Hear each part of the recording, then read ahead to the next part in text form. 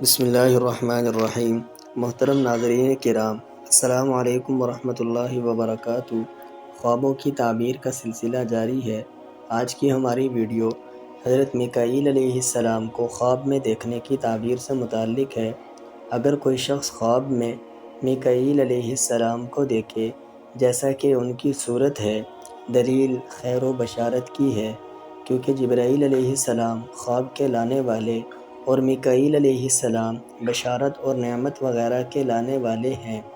حضرت ابن سیرین رحمۃ اللہ علیہ نے فرمایا ہے کہ اگر خواب میں دیکھے کہ حضرت میکائیل علیہ السلام نے اس کو عطا دی ہے، یہ خیر و بزرگی کی دلیل ہے، اور اگر خواب میں دیکھے کہ لوگ اس کو میکائیل کہتے ہیں، دلیل ہے کہ اس سے لوگوں کو خیر و بشارت پہنچے گی اور نہایت قدر و منزلت پائے گا۔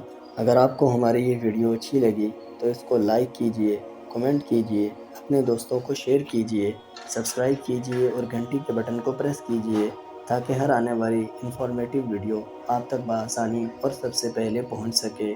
السلام علیکم ورحمۃ اللہ وبرکاتہ۔